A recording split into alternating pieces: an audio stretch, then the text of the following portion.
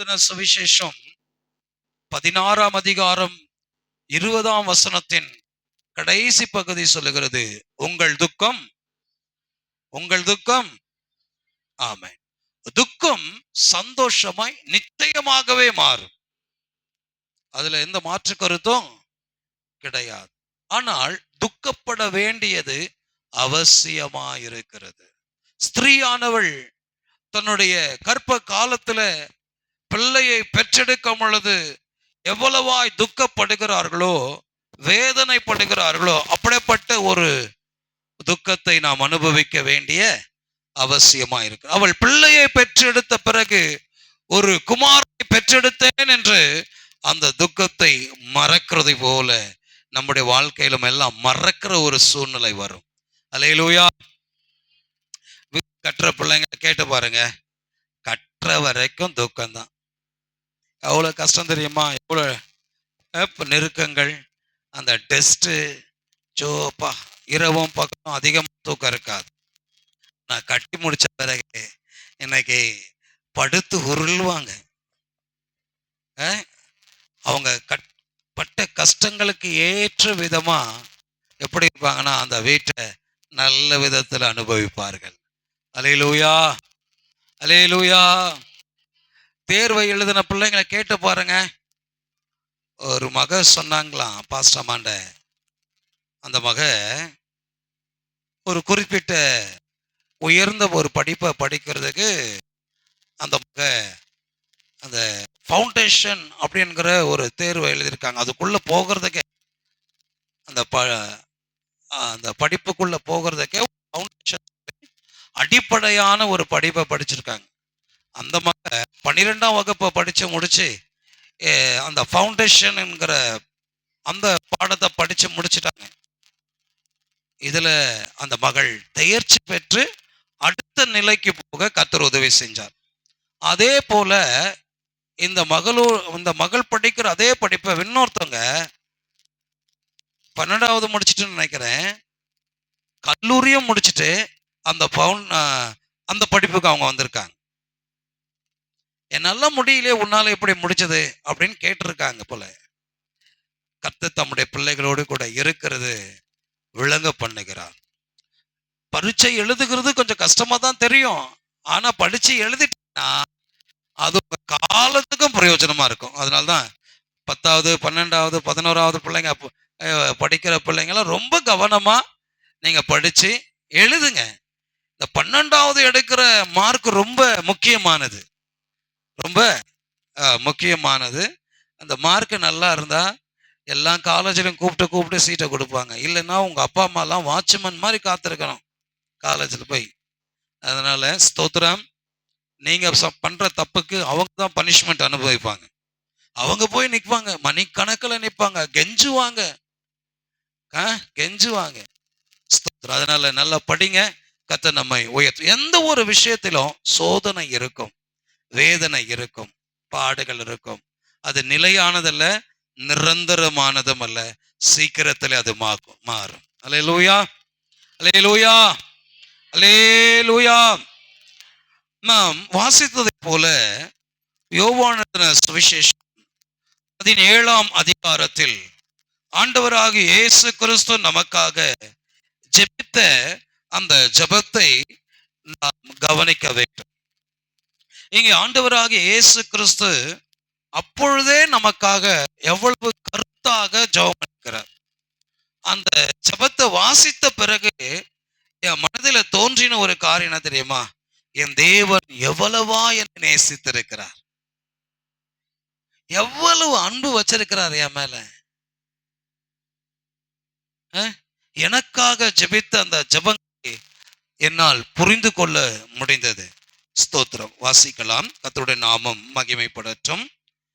17ஆம் அதிகாரம் 11ஆம் வசனத்தை வாசிங்க.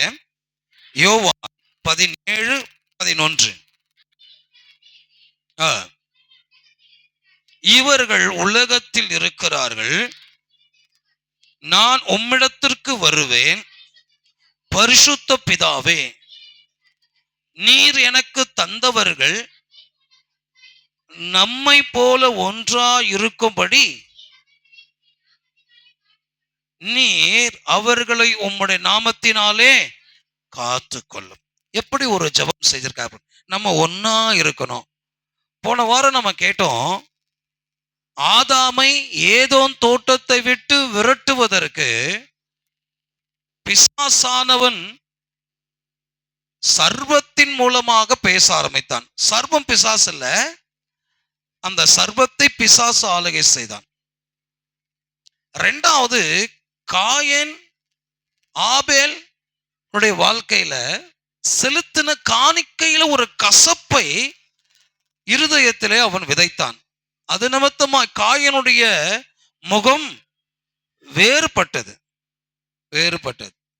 அவன் அந்த தேசத்தை விட்டு துரத்தப்பட்டான். மூன்றாவது, யூதாஸ் காரியத்து கர்த்தரோடு கூட இருந்தான். கர்த்தரோடு கூட அந்த ஐக்கியத்தில் இருந்தவனையே அந்த ஐக்கியத்திலிருந்து பிரிக்கும்படி அவனுக்கு ஆசை வார்த்தைகளை விதைத்தான். அல்லது யூதாசை சத்துரு வஞ்சித்தான். அவன் அந்த ஐக்கியத்தை விட்டே துரத்தப்பட்டான். அந்த சூழ்நிலையில அவன் சம்பாதித்த பணமும் அவனுக்கு பிரயோஜனப்படல. அல்லேலூயா, அல்லேலூயா. நமக்கு என்னன்னா, ஏசப்பாவோடு கூட இருந்த 12 சீஷர்ல 2 சீஷர்கள் ரொம்ப பரிச்சயமானவர்கள், ரொம்ப நல்லா தெரிஞ்சவங்க. அதுல ரொம்ப பரிச்சயமான ஒரு சீஷன் யாருன்னா யூதாஸ் காரியத்து. யூதாஸ்னா எல்லாருக்கும் தெரியும். அரசியல்வாதிகளுக்கு கூட இவன் பேர் தெரியும். ஏன்னா அந்த அளவுக்கு பரிச்சயமானவன். இயேசு எந்த அளவுக்கு தெரியுமோ அந்த அளவுக்கு யூதாஸ் காரியத்தையும் அவர்கள் தெரிந்து வைத்திருக்கிறார்கள். காரணம் என்னன்னா, காட்டி கொடுத்தான். பிரியமானவர்களே, இன்று காலையில நாம் பார்க்க போகிற ஒரு சம்பவம் என்னவென்றால், இயேசு இதை சொல்லும் பொழுது உவமையாக ஒரு சில வார்த்தைகளை சொல்லிட்டு இருந்தார். இப்படிலாம் இருக்கும் அப்படிலாம் இருக்குன்னு ஒரு விளங்கி கொள்ளுவதற்கு உதாரணத்துக்கு ஒரு சில சம்பவங்களை அவர் சொல்லிக் கொடுத்தார், ஊமையாக சொல்லிக் கொடுத்தார். அத ஒரு சில சம்பவத்தை வெளிப்படையாக சொன்னார். இப்பொழுது நீர் எங்களிடத்தில் வெளிப்படையாய் பேசுகிறீரே என்று சீஷர்கள் கேட்கிறதையும் நாம் இந்த அதிகாரத்துல பார்க்கிறோம். அல்லேலூயா, அல்லேலூயா, ஸ்தோத்திரம். கர்த்தருடைய நாமம் மகிமைப்படுவதாக. நல்லா கவனிக்கணும். நாம் ஐக்கியமாய் இருக்கிறதை கர்த்தர் விரும்புகிறார். அதற்காக இந்த ஜெபத்தை அவர் செய்திருக்கிறார்.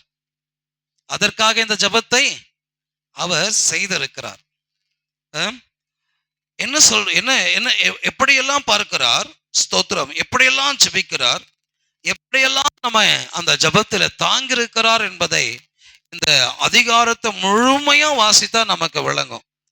நான் அந்த ஜெபத்துக்குள்ளாக இப்ப போக விரும்பல, அந்த ஐக்கியத்துக்குள்ளாக போக விரும்புகிறேன். ஆண்டவர் நாம் அவரோடு கூட இருக்க வேண்டும் என்று சொல்லி அவர் விரும்புகிறார். பாருங்களேன், ஒரு குடும்பம் இருக்கு, அந்த குடும்பத்தை கெடுக்கிறதுக்கு, சிதைக்கிறதற்கு எப்படியாவது ஒரு சில காரியங்களை குடும்பத்தில் உள்ள நபர்களுக்கு விதைத்து விடுகிறார்கள். விதைச்சிருவாங்க. கசப்பு உண்டாகி அந்த கசப்பு முழு குடும்பத்தையும் கெடுத்துரும். நான் அந்த கோழிக்கறி கதையை பாதியில விட்டுட்டேன்னு நினைக்கிறேன். இந்த நாட்டுக்கோழிய அடிச்சு சாப்பிடும் போது அதை அறுக்கும் பொழுது ரொம்ப ஜாக்கிரதையா அறுக்கணும். அதுக்குள்ள என்ன இருக்குமா, பிச்சின்னு சொல்லி ஒரு அவயம். அத தெரியாம நம்ம அதை அறுத்துட்டோம்னா, அதை அறுக்கிறதுக்கு ஒரு விதம் இருக்கு. அதை தெரியாம நசகைக்கு அறுத்துட்டோம்னா அந்த கறி முழுச கசப்பு எடுக்க ஆரம்பிச்சிடும். அது போலதான் நம்முடைய குடும்ப வாழ்க்கையிலும் என்ன பண்ணுவானா, பிசாசானவன் ஒரு விதையை கொண்டு வந்த அந்த பிச்சியை போல ஒரு கசப்பை விதைச்சிருவான். சபையில அப்படிதான். சபையும் குடும்பம் தான். சபையும் குடும்பம் தான். அல்லேலூயா. நான் உண்மையாவே சொல்றேன், என் சொந்த பந்தங்கள் ஏராளம் ஏராளம். நல்ல உயர்ந்த ஸ்தானத்துல, நல்ல அந்தஸ்துல, நல்ல நிலைமையில இருக்கிற அநேகர் உண்டு.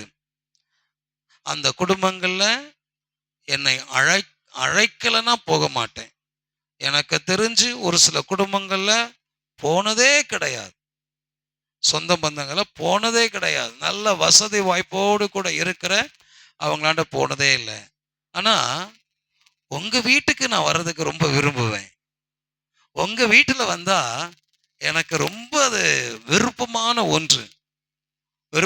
ஒன்று. ஏன் சொல்றேன்னா, என் சொந்த பந்தங்களை, இரத்த சம்பந்தப்பட்ட சொந்த பந்தங்களை பார்க்கிலும் உங்களை அதிகமாய் நான் நேசிக்கிறேன். அல்லேலூயா. காரணம் என்னவென்றால், என் ஆண்டவர் அப்படி ஒரு குடும்பமாக நம்மளை வச்சிருக்கிறார். சபை ஒரு குடும்ப ஐக்கியத்திற்கு தேவன் ஒப்பாக வச்சிருக்கிறார். நல்லா கவனிங்க. ஸ்தோத்திரம். கர்த்தருடைய நாமம் மகிமைப்படுவதாக. கவனிக்கிறீங்களா? ஸ்தோத்திரம். ஐக்கியத்தை கர்த்தர் விரும்புகிறார். அந்த ஐக்கியம் எப்படி இருக்கணும்னு இதற்கு முன்பதாகவே அவர் சொல்லி வச்சார். அதனுடைய தொடர்ச்சியை தான் நம்ம பார்த்துட்டு இருந்தோம். வாசிக்கலாம். ஸ்தோத்திரம். யோவான் சுவிசேஷம் 5ஆம் அதிகாரத்தினுடைய 1-2 ஆகிய வசனத்தை நம்ம வாசிக்கலாம். நான் மெய்யான திராட்சை செடி, என்னுடைய பிதா திராட்சை தோட்டக்காரர். என்னில் கனி கொடாதிருக்கிற கொடி எதுவோ அதை அவர் அறுத்து போடுகிறார். கனி கொடுக்கிற கொடி எதுவோ அது அதிக கனிகளை கொடுக்கும்படி அதை சுத்தம் பண்ணுகிறார். அல்லேலூயா. ஆண்டவர் ஒரு உவமையை இங்கே சொல்லுகிறார். பிதா யாரா இருக்கிறார் என்றால் திராட்சை தோட்டக்காரர். தோட்டம்லாம் வச்சிருக்கிறவங்களுக்கு தெரியும். திராட்சை தோட்டத்துக்கு போயிருக்கீங்களா? பார்த்துருக்கீங்களா? மேல அழகா பந்தல் போட்டு கொடிகளை ஏத்திருப்பாங்க. அந்த திராட்சை குலைகள் எல்லாம் அந்த பந்தலுக்கு கீழே என்ன பண்ணும்? தொங்கிட்டு இருக்கும். அல்லேலூயா. அப்ப அந்த திராட்சை செடியினுடைய ஐக்கியத்தை கர்த்தர் நமக்கு உவமையாக அங்க சொல்லி வச்சிருக்கிறார். எனக்கு பெரிய ஒரு திராட்சை செடியோ அல்லது நல்ல செடியோ கிடைக்கல, நினைச்சிட்டே இருந்தேன், மறந்துட்டேன். அதனால இங்க ஒரு செடியை வச்சிருக்கிறேன். இதை பிடுங்கும் பொழுதே அது என்ன ஆயிடுச்சுன்னா வாடி போயிருச்சு. மண்ணுல இருந்து பிடுங்கும் பொழுதே வாடிடுச்சு. இது இந்த செடி குப்பை மேனி அப்படி என்கிற ஒரு செடி. இது எல்லாருக்கும் தெரியும். இது ஒரு மூலிகை. குப்பையில இருக்கிறதுனால இதை நம்ம ரொம்ப அசட்டையா நினைக்கிறோம். இதனுடைய மருந்து குணங்கள் அதிகம். மருந்து குணங்கள் பெரியவங்கெல்லாம் இருப்பாங்க, அவங்களாம் கேட்டு பாருங்க. சளி பிடிச்சா இதை கசக்கி என்ன பண்ணுவாங்க, நல்லா சாப்பிட வச்சுட்டு கொடுப்பாங்க.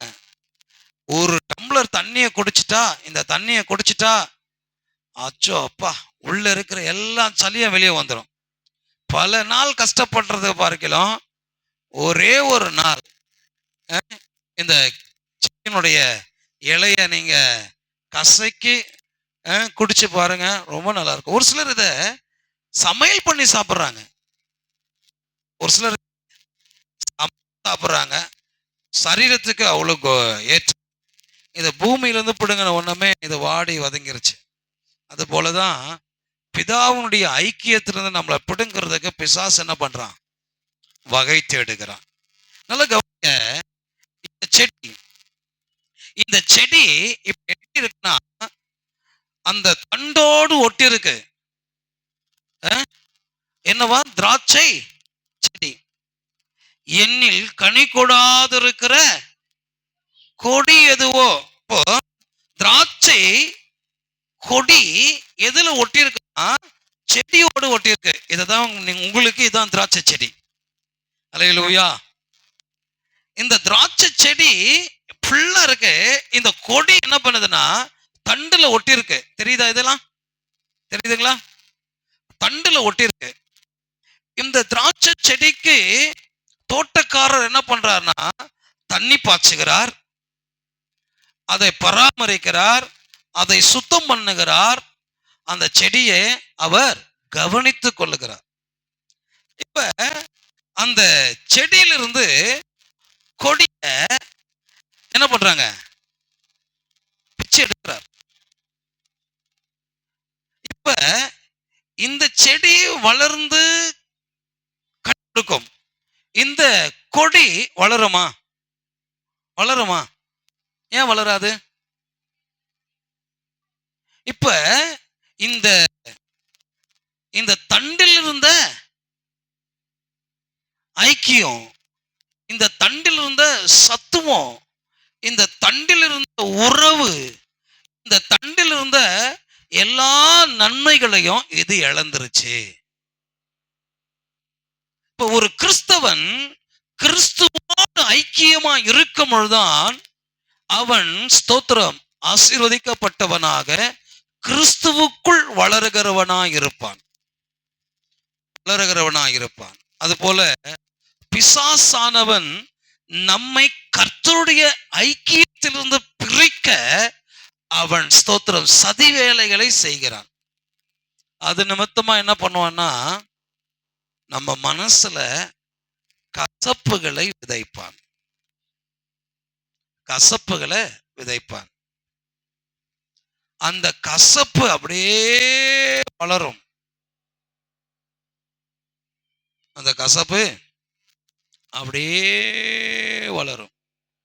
வளர்ந்து வளர்ந்து சபையை வெறுக்கும். அந்த கசப்பு எங்க வரும் தெரியுமா? முதல்ல நான் சொல்ற கவனிங்க, பாஸ்டர் மேல வரும். சபைக்கு யார் மேல கசப்பு வரும்னா, பாஸ்டர் மேல வரும். ஏன்னா பாஸ்டர் தான் கர்த்தர் என்ன பண்ணாரு? அபிஷேகம் பண்ணி வச்சிருக்கிறார். அவர் மேல ஒரு கசப்பு வரும். அந்த கசப்பை அப்படியே வளர பண்ணுவான்.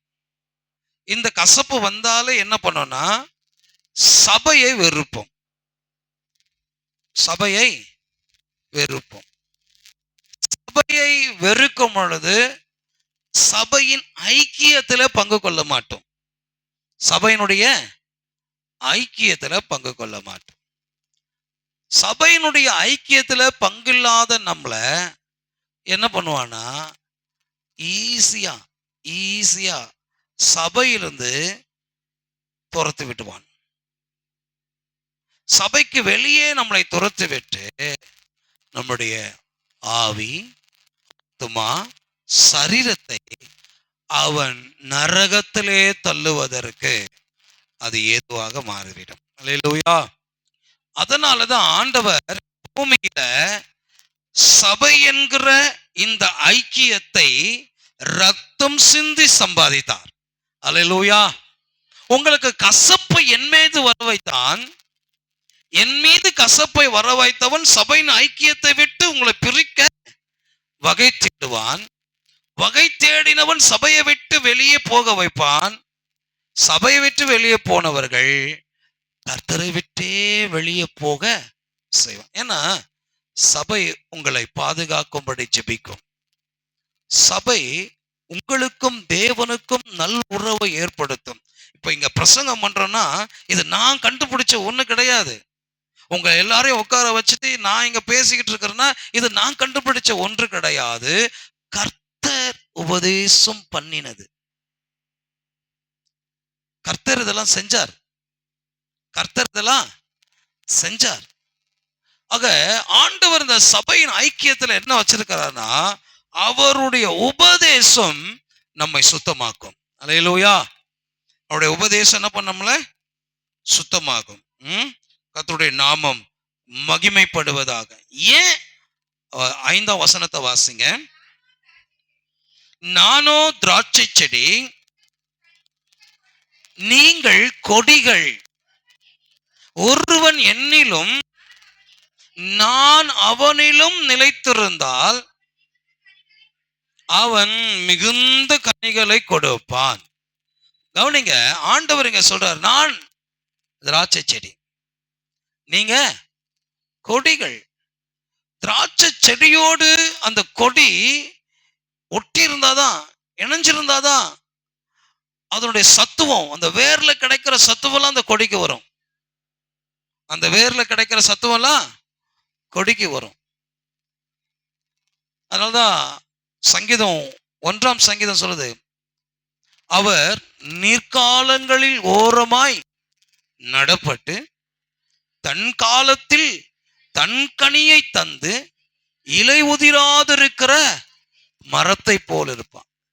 எதற்கு ஆண்டவர் தண்ணீர் ஓடு ஒரு இடத்துல ஒரு மரத்தை செடியை வச்சிருக்கிறார்னா, அந்த தண்ணி ரொம்ப அவசியம். செடி, மரம், கொடிகளுக்கெல்லாம் என்ன வேணும்? தண்ணி வேணும். தண்ணி ஊத்தாம பாருங்க, செடியை நம்ம தொட்டில வச்சு வளர்க்குறோம், ஒரு 2 நாள் தண்ணி ஊத்தாம பாருங்க எப்படி இருக்கும் பாருங்க. மண்ணுல இருந்து இப்பதான் ஒரு அரை மணி நேரத்துக்கு முன்ன பிடுங்கப்பட்ட செடி, ரோட் ஓரத்துல கிடைக்கிற செடி, மண்ணுல இருந்து பிடுங்கிட்டாங்க. முகம் எப்படி வாடி கிடக்குது பாருங்க. எழும்பி நில்லுப்பா பார், முகம் அப்படியே தொங்கி போகுது. கிறிஸ்துவோடு கூட நம்ம ஒட்டி இல்லைன்னா நம்ம முகம் துக்கப்படும்.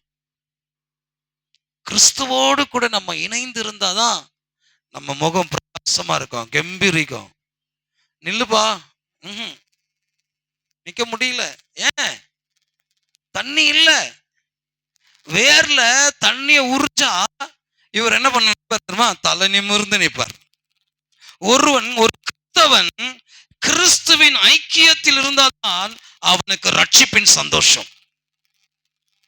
ரட்சிக்கப்பட்டவனுக்கு பணம் இருக்கோ இல்லையோ, பங்களா இருக்கோ இல்லையோ, வசதி வாய்ப்பு இருக்கோ இல்லையோ, ரட்சிக்கப்பட்டவன் சந்தோஷமா இருப்பான். அல்லேலூயா. ஏன் சந்தோஷமா இருப்பானா? அவனுக்குள் ரட்சிப்பின் சந்தோஷம் இருக்கிறது. ரட்சிப்பின் சந்தோஷம் இருக்கிறது. ஆக ரட்சிக்கப்பட்டவர்கள் கர்த்தருக்குள் சந்தோஷமா இருக்க வேண்டும். அதனால்தான் பிலிப்பியர் 4:4 சொல்லுது, எப்பொழுதும் சந்தோஷமா இருக்கணும். மறுபடியும் சொல்லுகிறேன், நீங்கள் சந்தோஷமாயிருங்கள் என்று சொல்லு. அல்லேலூயா. அப்ப நம்ம கிறிஸ்துவோடு இணைந்து இருந்தாதான் நம்மளால சந்தோஷமா, செழிப்பா, ஆசீர்வாதமா, அற்புதமா நம்ம இருக்க முடியும். இல்லைன்னா பிசாசு நம்மை கிறிஸ்துவை விட்டே பிரிச்சிருவான். என்ன சந்தோஷம்? வாசிக்கலாம். 11ஆம் வசனத்தை வாசிங்க. என்னுடைய சந்தோஷம் உங்களில் நிலைத்திருக்கும் படிக்கும். கவனிங்க, தேவன் நமக்கு ஒரு சந்தோஷத்தை வைத்திருக்கிறார். நாம் துக்கப்பட வேண்டும், வேதனைப்பட வேண்டும், அவதிப்பட வேண்டும் என்பதல்ல. தேவன் நமக்கு ஒரு சந்தோஷத்தை வச்சிருக்கிறார். அல்லேலூயா. அந்த சந்தோஷம் எப்படி இருக்கணும்னா, ஸ்தோத்திரம், நிலைத்திருக்க வேண்டும். நிலைத்திருக்கும்படி இந்த சந்தோஷத்தை நாம் பெற்றுக்கொள்ளணும். அல்லேலூயா. அல்லேலூயா. சாராயம் குடிக்கிற நிறைய பேரை போய், ஏயா சாராயம் குடிக்கிறேன் கேட்டு பாருங்களேன். மனசுல கஷ்டங்க, அதனால சாராயம் குடிக்கிறேன். மனசுல கஷ்டம், சாராயம் குடிக்கிறேன். அந்த போதை எவ்வளவு நேரம் இருக்கும்? போதை எவ்வளவு நேரம் இருக்கும்? மிஞ்சி போனா ஒரு 5 ஹவர் 6 ஹவர் இருக்குமா, 10 ஹவர் இருக்குமா? அந்த போதை இறங்கிச்சுன்னா மறுபடியும் அவருக்கு துக்கம் வந்துடும். இப்ப இவருடைய துக்கத்துக்காக இவர் என்ன பண்றாருன்னா, சாராயத்தை குடித்து அந்த துக்கத்தை மறக்கிறேன்னு சொல்றாரு. ஒரு ஆள் குடிச்சு என்ன பண்றாரு? எல்லாத்தையும் மறந்துறாரு. ஆனா அந்த வீட்டில் இருக்கிற மனைவி, பிள்ளைகள், கடந்த நாட்கள்ல பாஸ்டர் அம்மா ஒரு விஷயம் என்னோட சொல்லியிருந்தாங்க. பாஸ்டர் அம்மா ஒரு விஷயத்தை என்னோட சொல்லியிருந்தாங்க. என்னன்னா, சாராயம் குடிக்கிறனுடைய வீடு, சாராயத்தை விற்கிறவனுடைய வீடு, சாராயத்தை தயார் பண்ணுகிறவனுடைய வீடு. பார்த்தாங்க. நம்ம குடிக்கிறவனே கடந்து போவோம். சாராயத்தை குடிக்கிறவனுடைய வீட்டுல ஒன்றும் கிடையாது. ஒரு தடவை எனக்கு தெரிஞ்ச ஒரு நண்பர் இந்த பகுதியில் தான் வாழ்ந்தார். அவர் மரித்து போனார். அவரை தெரிந்த அநேகர் இங்க இருக்கிறார்கள். அவருக்கு குடிக்கிறதுக்கு பணம் இல்லை, குடிக்கிறதுக்கு பணம் இல்லை. அவங்க வீடு ஒரு ஒரு ஒரு சாதாரண ஒரு வீடு. அந்த வீட்டில் ஒயரிங் பண்ணி வச்சிருந்தாங்க. மனுஷன் என்ன பண்ணாரு, அந்த ஒயரெல்லாம் எடுத்து கடையில போட்டு குடிச்சாரு. இப்போ சாராயம் குடிக்கிறவங்களுடைய வீடு எப்படி இருக்குன்னா, அந்த வீட்டுல ஒண்ணுமே இருக்காது. இதுக்கு முன்ன என்ன பண்ணாருன்னா, வீட்டுல இருக்கிற பாத்திரங்கள் எல்லாவற்றையும் என்ன பண்ணாரு, பாத்திரத்தை எல்லாம் எடுத்து நசுக்கி கடையில போட்டார். சாராயம் குடிக்கிறவங்கள வீடு அப்படி. சாராயம் விற்கிறவங்க வீடு எப்படி இருந்து பாத்தீங்கன்னா, சாராயம் விற்கிறவங்க வீடு எப்படி பார்த்தீங்கன்னா, வீட்டுல டிவி இருக்கு, ஃப்ரிட்ஜ் இருக்கு, ஏசி இருக்கு, எல்லா வசதி வாய்ப்பா இருக்கு. சாராயம் விற்கிறவனுடைய வீடு. சாராயத்தை தயார் பண்றான் பாருங்க, அவன் வீடு எப்படி இருக்குன்னு பாத்தீங்கன்னா, பங்களா பங்களா அளவுல இருக்கு. குடிக்கிறவன் வீடு ஒன்னும் இல்லாம போச்சு, விக்கிறவன் வீடு ஓரளவுக்கு பரவாயில்ல, அதை தயாரிக்கிறவன் வீடு கோபுரமா இருக்கு. இதுதான் நிலைமை. இவன் துக்கத்தை மறக்கணும்னு சொல்லி என்ன பண்றான், சாராயத்தை குடிக்கிறான். அப்ப மனைவி பிள்ளைங்க என்ன பண்ணுவாங்க, இந்த ஒரு ஆள் துக்கம் மாறணுன்றதுக்கு சாராயத்தை குடிக்கிறான். அநேகர் அப்படிதான் கெட்டு சீரழிச்சு போறாங்க. இல்லைங்க, அது இன்னும் உங்களை துக்கத்தை உருவாக்கும்.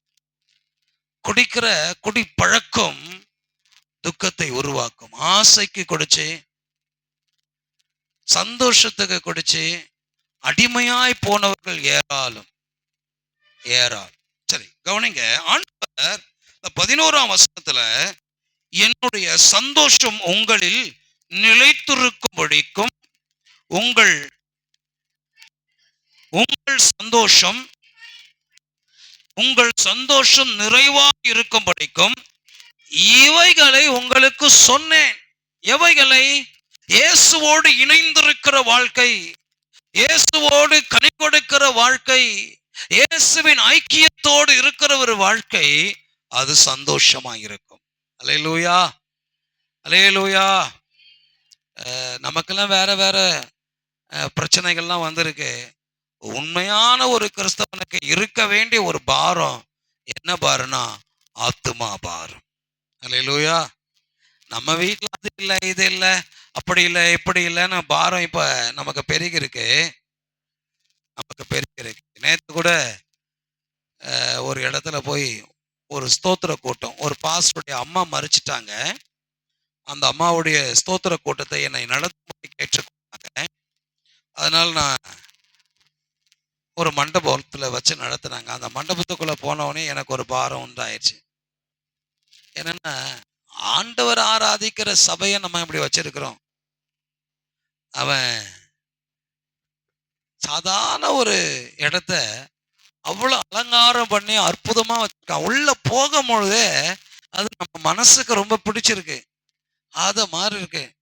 நான் பக்கத்துல இருக்கிற பாஸ்டர் பார்த்து சொன்னேன், ஐயா, நம்ம ஆண்டவர் ஏதோ மாட்டுக்கொட்டால பிறந்துட்டாருன்றதுக்காக நம்ம சர்ச்சையெல்லாம் மாட்டுக்கொட்டா மாதிரியே வச்சிருக்கேன்.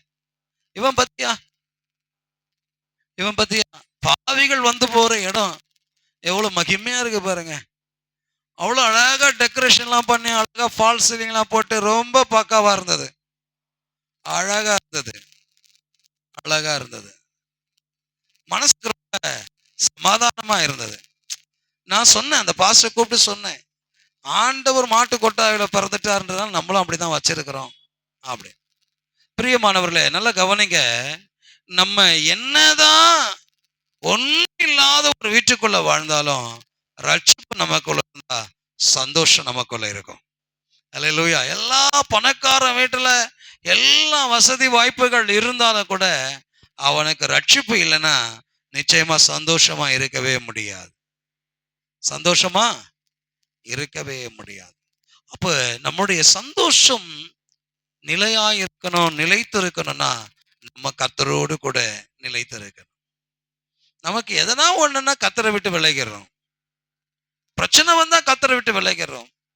போராட்டம் வந்தா கர்த்தரை விட்டு விலகிறோம்.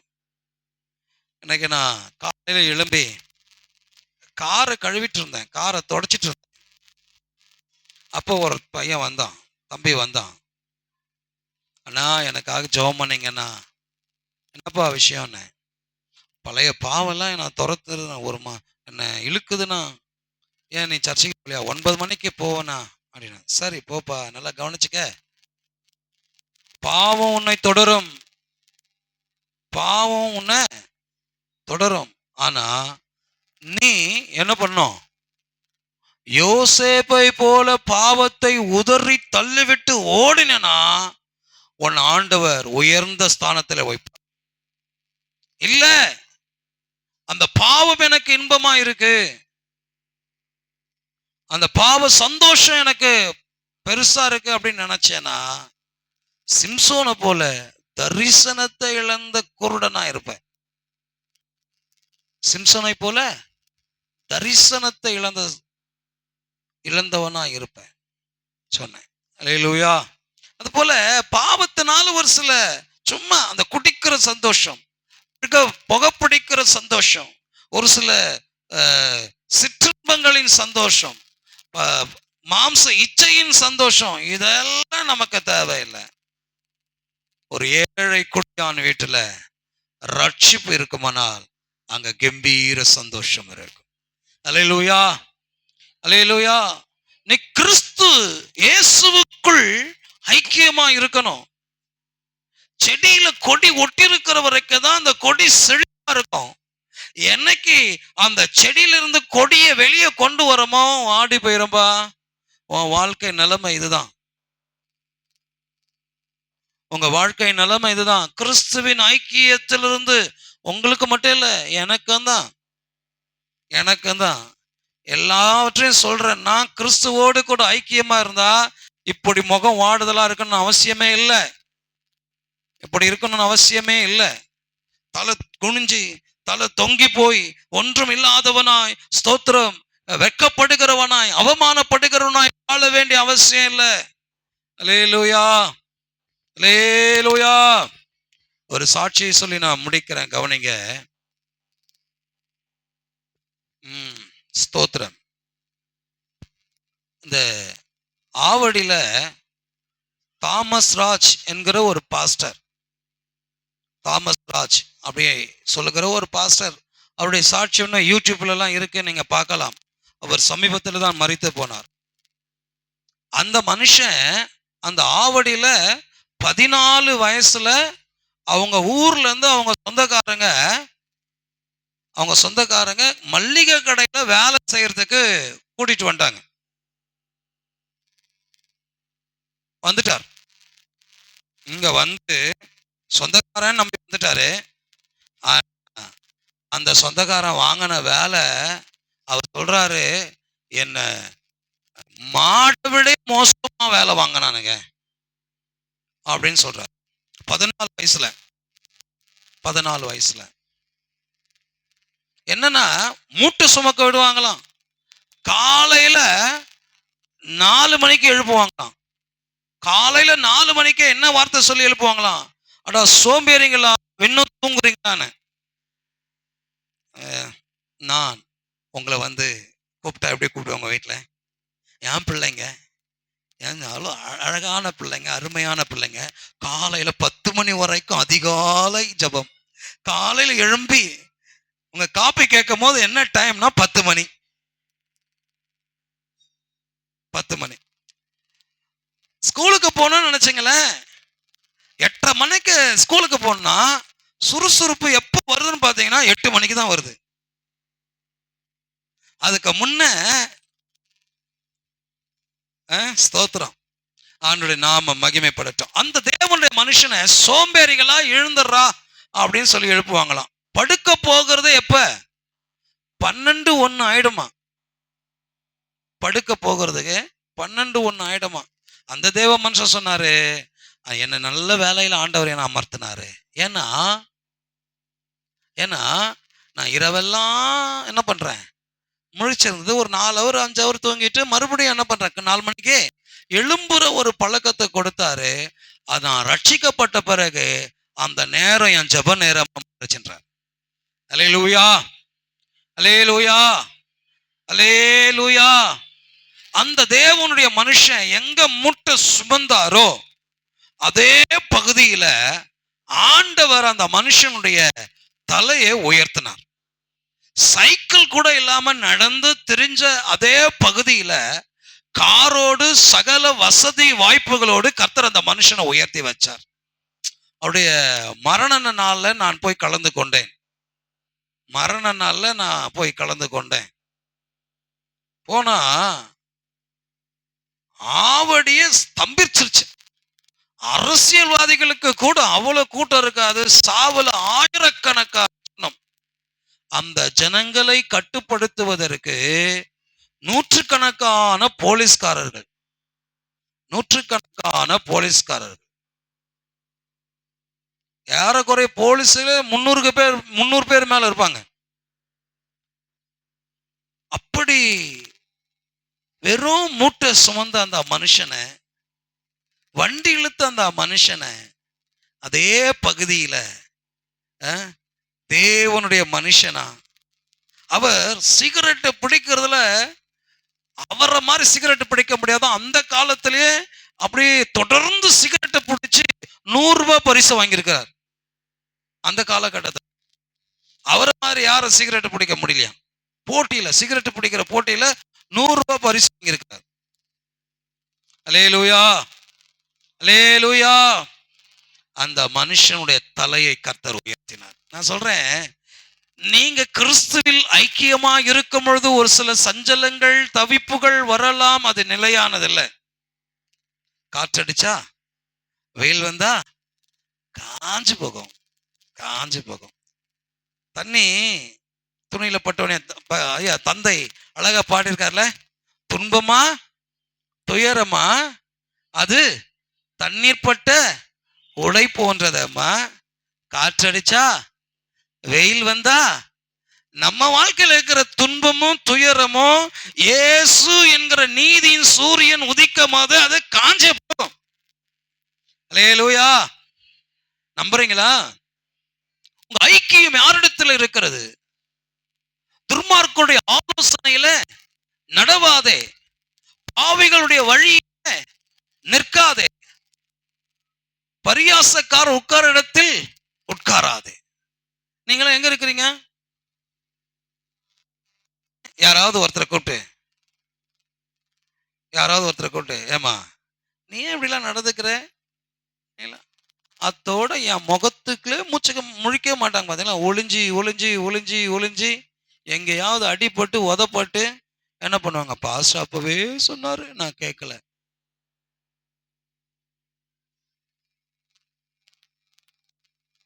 எங்கப்பா உன்னை காணோம்? வேலை பாஸ்டர், வேலை பாஸ்டர். ஏன்னா அம்மா அப்பா கூட சரி நல்லதை சொல்லி கொடுத்தா பசங்களுக்கு தெரிய வாங்குவாங்க, காதுல வாங்கவே மாட்டாங்க. அம்மா அப்பா உன்னை பெத்த தாய் உனக்கு தீங்கு செய்வாங்களா? செய்ய மாட்டாங்க, செய்ய மாட்டாங்க. எனக்கு நேத்து கூட நான் அந்த கூட்டத்துல சொன்ன ஒரு காரியம் என்னன்னா, இந்த உலகத்துல எதை வேணாலும் வாங்கிடலாம், அம்மாவின் அன்பை வாங்கவே முடியாது. போயிட்ட பிறகு அவங்களுக்கு கல்லறை கட்டி கோவில் கட்டி கும்பிட்றதை விட அவங்க இருக்கும் பொழுது நல்லா பார்த்துங்க. அல்லேலூயா. இருக்கும் போது அம்மா இருக்கிறவங்களாம் கை தூக்குங்களேன். உங்களுக்கு அம்மா இருந்தா கை தூக்குங்களேன். அவங்கள நல்லா பார்த்துங்க. அழ வச்சிடாதீங்க அம்மாங்கள. இருக்காங்களா அம்மா? நல்லா பார்த்துக்கணும். சரியா? தோள் மேல சுமக்கணும். அம்மாவை நல்லா பார்த்துக்கணும். ஒரு சகோதரிக்கு சொன்னேன், அவங்க அம்மாவுடைய கண்ணு சரியில்லாம இருந்தது. சொன்னேன், இந்த மாதிரி பிரசங்கத்துல சொன்னேன், உங்க அம்மா உங்களுக்கு உடம்பு முடியலன்னா கூட பரவாயில்ல, ரிப்பேர் பண்ணியாவது பார்த்துங்க. அவங்க அடிக்கடியில் போய் ரிப்பேர் பார்க்குறாங்க. சரி பண்ணி வைக்கணும். சனியா போய் சேருதா பாருங்கன்னா உங்க வாழ்க்கை என்னவா மாறுது பாருங்க. அம்மா நமக்கு கிடைச்ச பெரிய ஆசீர்வாதம். ஆனா அம்மா ஒரு வார்த்தையை சொல்லும் போது கசப்பா இருக்கும், வெறுப்பாவும் இருக்கும். உங்களுக்கு வேற வேலையே இல்லை, அங்க போவாதரா, வேலையே இல்லை, அங்க உட்காராதம்மா, உங்களுக்கு வேலையம்மா, நீ நீ வந்து 99மா, நாங்கெல்லாம் என்னது 2006மா, 2026மா, நீங்கெல்லாம் என்னம்மா 99 ஓல்டு, நாங்கெல்லாம் கோல்டுமா, நாங்கெல்லாம் கோல்டு. அல்லேலூயா. அம்மாவின் வார்த்தை கசப்பா இருக்கு. அம்மாவின் வார்த்தை கசப்பா, அவங்க வார்த்தையே கசப்பா இருந்தா ஊழியக்கார வார்த்தை எப்படி இருக்கும்? பாவம் செய்யாதே அப்படின்னு சொல்றேன் நானு. எப்படி இருக்கு? கசப்பா இருக்கு. நீங்களாம் என் பேச்சை கேட்டா யோசேப்பு மாதிரி உயர்ந்த ஸ்தானத்துக்கு வருவீங்க. என் பேச்சை கேட்கலன்னு சொன்னா நிச்சயமா சிம்சோனை மாதிரி இருக்கிறத இழந்துட்டு உட்காருவீங்க. என்ன போயிடுச்சு? சிம்சோன் எல்லாம் போனாலும் பரவாயில்ல, பலன் போச்சு, எல்லாம் போச்சு, அதெல்லாம் ஓகே தான், எல்லாம் போச்சு, மதிப்பு போச்சு, மரியாதை போச்சு, எல்லாம் தான். லாஸ்ட் அவனுக்கு கண்ணே போச்சு. என்ன போச்சு? அவன் தரிசனம், கர்த்தருடைய தரிசனத்துல வளர வேண்டியவன் அவன் இப்ப கண்ணுல தரிசனம் கூட கிடையாது. பாவம் உன்னை பாவ குருடனாக மாற்றிவிடும், பாவ குருடனாக மாற்றிவிடும். அல்லேலூயா, அல்லேலூயா. சொல்லிக் கொடுக்க வேண்டிய ஒன்று என்னன்னா, செடியோடு இயேசுவோடு ஒட்டிரு. நீ இயேசுவோடு இருந்தா உன் வாழ்க்கை செழிக்கும். உன் வாழ்க்கை இயேசுவோடு இருந்தா மகிழ்ச்சியா இருக்கும். உன் வாழ்க்கை இயேசுவோடு இருந்தா அது கம்பீரமா இருக்கும். நீ உன் தெருவில் வண்டி இழுக்கிறவனா இருந்தாலும் சரி, இந்த பகுதியில நம்ம இன்னும் வளரல, இனிமேதான் நம்ம வளர்ச்சியே இருக்கு, இனிமேதான் நம்முடைய பெருக்கமே இருக்கு, இனிமேதான் நம்முடைய ஸ்தோத்திரம் என்ன சொல்றது திட்டங்கள் நிறைவேறுகிற காலத்துல வந்திருக்கிறோம். இப்பவே அநேகருக்கு நம்ம மேல பொறாம, பொச்சரிப்பு, எரிச்சல். காரணம் என்ன? இயேசு இவர்களை ஆசீர்வதித்திருக்கிறார். எதையும் நான் சம்பாதித்தது கிடையாது, எதுவும் என்னால் வந்தது கிடையாது, எல்லாம் தேவன் கொடுத்தது, எல்லாம் தேவன் கொடுத்தது. அவர் கொடுத்திருக்கிறது என்னன்னா கடுகளவு தான். மலை போல கொடுத்தா இவங்களாம் என்ன பண்ணுவாங்கன்னு தெரியல, மலை போல. ஆனா நான் நம்புறேன், என் தேவன் என்னை மலை போல வைப்பார், தேவன் என்னை நடத்துவார், தேவனை நடத்த. இப்பவே நான் சொல்லுவேன், என் கரங்களை உயர்த்தி நான் சொல்லுவேன், என் தகுதிக்கு மிஞ்சிதான் கர்த்தர் என்னை ஆசீர்வதிச்சிருக்கிறார், என் தகுதிக்கு மிஞ்சிதான் என்னை ஆசீர்வதிச்சிருக்கிறார். அல்லேலூயா, அல்லேலூயா, அல்லேலூயா. கர்த்தருடைய நாமம் மகிமைப்படட்டும். என்னுடைய சந்தோஷம் உங்களில் நிலைத்திருக்கும்படிக்கும், உங்கள் சந்தோஷம் நிறைவாயிருக்கும்படிக்கும் இவைகளை உங்களுக்கு சொன்னேன். நான் உங்களில் அன்பாய் இருக்கிறது போல நீங்களும் ஒருவரில் ஒருவர் அன்பாய் இருக்க வேண்டும் என்பதே என்னுடைய கற்பனையாயிருக்கிறது. பக்கத்துல இருக்கிறவங்கள கையை பிடிச்சு சொல்லுங்க, நான் உங்க மேல அன்பா இருக்கிறேன். இதுதான் அந்த நாளை கொண்டாடினாங்கல்ல, அந்த அன்பு இல்ல, அந்த அன்பு இல்ல.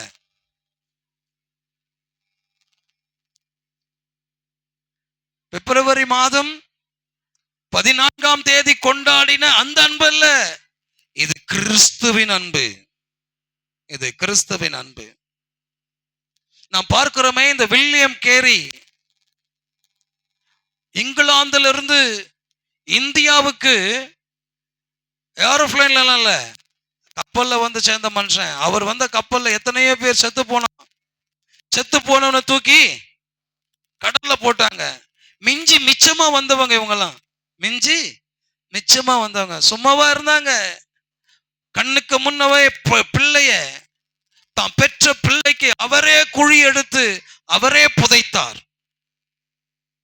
தான் மனைவி பைத்தியம் பிடிச்சு அந்த பைத்தியக்கார மனைவிய ஒரு அறையில பூட்டி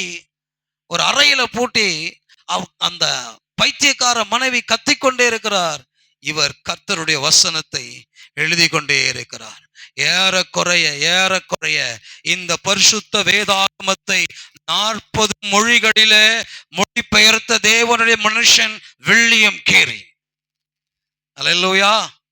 1 இல்ல 2 இல்ல, 40 மொழியில மொழிபெயர்த்திருக்கிறார். முடியுமா? இந்த தரிசனம் எப்படி வந்தது? இன்னைக்கு வில்லியம் கேரியை இந்தியா போற்றுகிறது. காரணம் என்ன? கணவன் செத்த பிறகு மனைவி என்ன பண்ணோம்? உடன்கட்டை ஏறணும் என்ற அந்த ஸ்தோத்திரம், நிர்பந்தத்தை உடைத்த தேவ மனுஷன், கல்வி அறிவை கொடுத்த தேவ மனுஷன். நீங்க கல்கட்டா போய் பாருங்க, கல்கட்டாக்கு போங்க.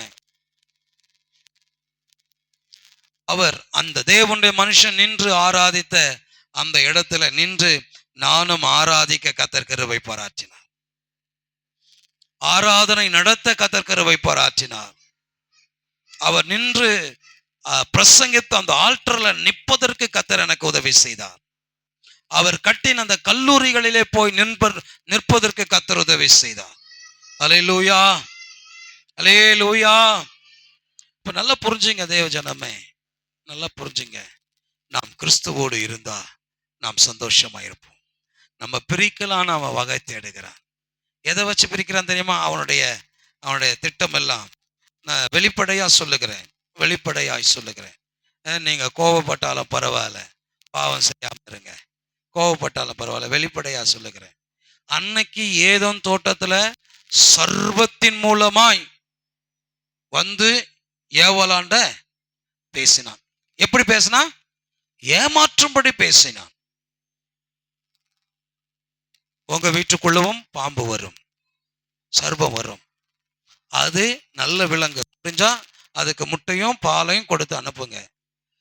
பாம்பு பிசாசு எது என்றால் உன் கையில இருக்க செல்போன் தான். அது பாம்பா வரும் தேடிக்கிட்டு இருக்க. அது பாம்பா வந்தா நீ பாலையும் முட்டையும் தேனையும் முடிஞ்சா நல்ல கறி மீனையும் ஆக்கி போட்டு அதை அனுப்பு. பிசாசு இப்ப எப்படி வந்திருக்கிறானா, பாம்பா வரல, தெளிலாலா வரல. இப்ப எப்படி வந்திருக்கிறானா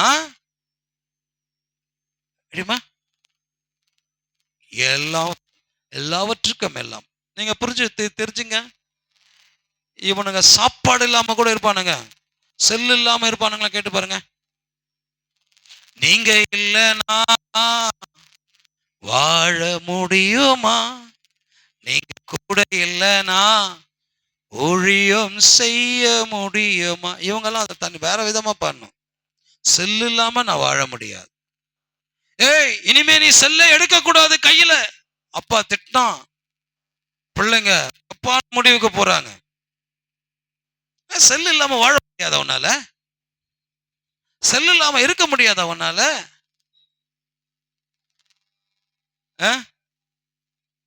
நான் கெட்டதைய பாக்குறேன், நல்லதான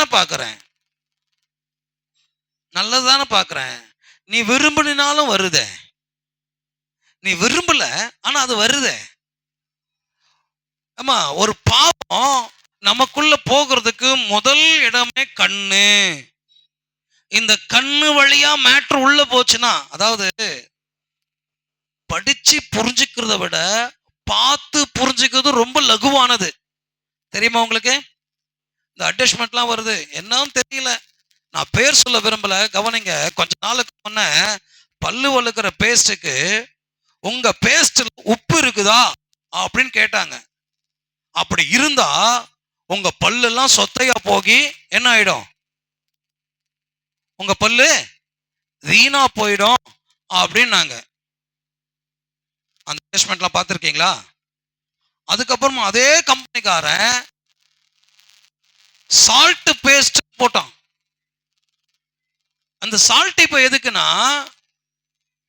பல்ல வெள்ளையாக்கும், சுத்தமாக்கும் அப்படின்னு சொன்னான். ஒரே கம்பெனிக்காரன் தான். கொஞ்ச நாளுக்கு முன்ன உங்க பேஸ்ட்ல இருக்கிற உப்பு உங்க பல்ல என்ன பண்றோம்? சொத்தையாக்கிடும் சொன்னவன், அதே கம்பெனிக்காரன் இப்போ உங்க உங்க பேஸ்ட்ல இருக்கிற உப்பு இல்ல பளிச்சுன்னு ஆக்கிடும். எப்படி இருக்கு பாருங்க. அவன் சொன்னா நம்புவீங்க, நாங்க சொன்னா நம்ப மாட்டீங்க. நான் சொல்றேன் கேளுங்க.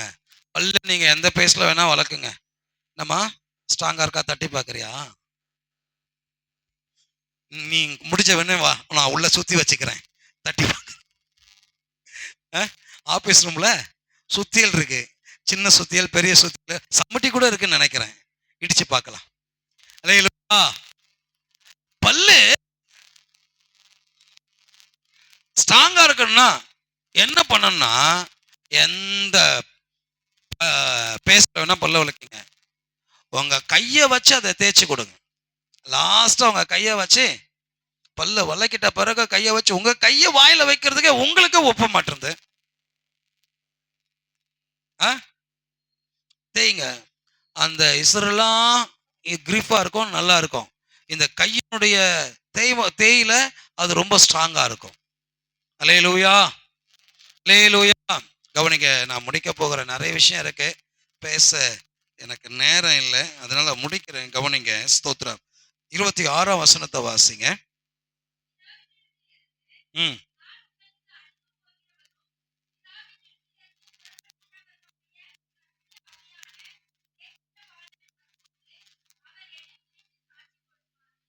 உங்களுக்கு தேவையான ஒன்று ஆவியானவரின் ஐக்கியம்.